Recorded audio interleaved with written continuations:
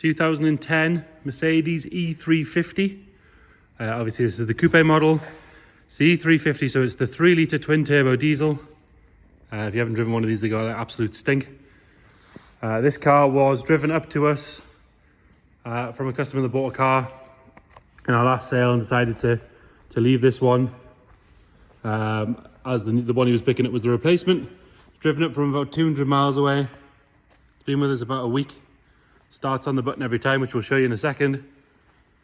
We're going to start by having a look at the bodywork. It's a nice spec in this one. I'd call this sort of old money spec, I guess. It's not white with red leather and limo tint windows and massive wheels. It's sort of the classy, proper spec.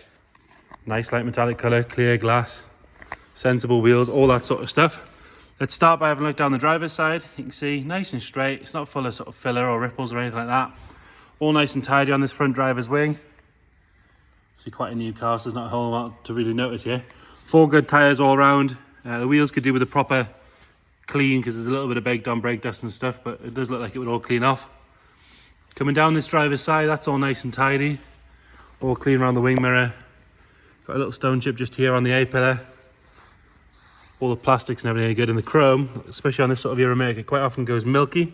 But as you can see, nice and clean all the way around. A true pillarless coupe as well, so the windows will all drop properly. And obviously no pillar, which is always a nice touch. Lovely and clean coming down this driver's side. There's not really any marks at all to note. But it is a relatively new car, nice sensible mileage on it. I think it's 69,000, but we'll have a proper look in a second. Lovely and sharp all the way around there. Obviously Mercs of this area, you can get a bit of corrosion in this area here, but there's nothing at all to note there. Another good wheel and tyre. Coming around onto the back, both rear tail lights, nice and bright, nice and clean. Sorry about the sunlight there. You wouldn't think you'd get that in November in Newcastle. But yeah, nice and clean, nice and bright. Rear bumper, there's no sign of any marks or anything on that. Got a little mark where it's been touched in just below the light on that panel there. Top of the deck lid is all nice and straight. There's no scratches or anything on that. And then onto the passenger side again, looking up, nice and straight all the way up. Lovely and clean on this rear quarter. Another good wheel and tyre. No signs of any issues around the arches or anything like that. The roof, it's all lovely and straight. No ripples or dents or anything like that. You can see just how clean and straight that is on the camera. All the glass nice and clear, proper make, stamped. No sort of scratches or any ingrained dirt or anything like that. Coming down this passenger side, really isn't any marks to note, to be fair. Got a tiny little scuff on the wing mirror there. Makes for a very boring video, but it does make for a very nice car. Nice and sharp all the way around the arches, all the way around. Lovely and clean wheel there. And then round on the front, headlights are nice and bright. And they don't need polished or anything like that. All the chrome works good. Got front and rear parking sensors on this one. Bonnet again, nice and straight. Got a little stone chip just there. But I am being very, very picky, just trying to find something wrong with it to whinge about. Moving on to the interior. And it's got the sort of the lighter tan interior with the dark wood. Lovely and clean and tidy. All the door shuts are fantastic. Not been sort of jumped in and out of wrong or anything like that. No real sign of any wear on the seat. It could do with a little bit of a scrub. Just with the colour of it, there's a little bit of ingrained dirt on there. Easy enough to clean off with a bit of leather cleaner. And same goes on the steering wheel, as you can see there. But again, that would clean. Carpet set. It's all nice and clear. Doesn't look like it's had any... Well, it looks like it's had mats down all of its life. No ingrained dirt or anything like that.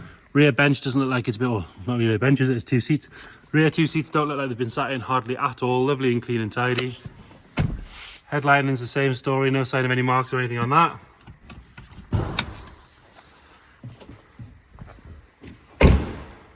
Right, moving into the boot. And this one does have a proper Westfalia detachable tow bar with the keys with it, which fits down there under that panel. Rest of the boot lovely and clean. Obviously if you did want to tow something with it, that big 3-litre engine would be perfect for the job. There's even a spare plate that looks like in there, is it? Yes, there's a spare plate there, so you can put that on your trailer. Loads of torque for the job. Same engine that's in the bigger MLs and the GLs. Obviously you see towing caravans up and down all the time. Nice and clean on the passenger seat again, no real wear on there at all. All nice and tidy around there. Really isn't very much to point out on this car, to be fair. It is very, very good condition, especially for sort of normally see these things on 150,000 miles. They've been hammered up and down the motorway. This one's done 69,998 miles. Let's call it 70,000 miles. Spec wise, we've got heated seats, obviously aircon, the larger stereo with a screen, and all the usual E-Class refinements you'd expect. 2 sets of keys as well, both of those there. The newer sort of chromed Merc keys as well, not the older cheaper ones. Have a look under here if I can find the bonnet release. There we go. And like I say, it's the 3-litre V6 twin turbo. We'll check the description, we'll put the sort of specs and stuff in there, but they are a bit of a rocket ship. Not a whole lot to see in here because it's all covered in covers and things like that. But like I say, it was driven up to us. It's not dropping any fluids on the floor or anything like that. I think it was about 200 miles the trip up. Let's start it up. Auto lights as well, it's worth pointing out. And more importantly, when you turn it on and the stereo comes on, classic FM, which is always a good sign of decent ownership. That's fired up. There's no sort of injector chuff or anything like that, which obviously can be a bit of an issue on these Merc diesels. All nice and quiet and smooth in there. Nothing nasty flying out the back. If we have a look inside,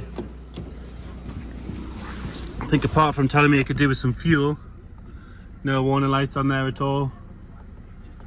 All happy, nothing to whinge about. So there you have it. 2010 Mercedes E350. Any questions, please get in touch. Thank you.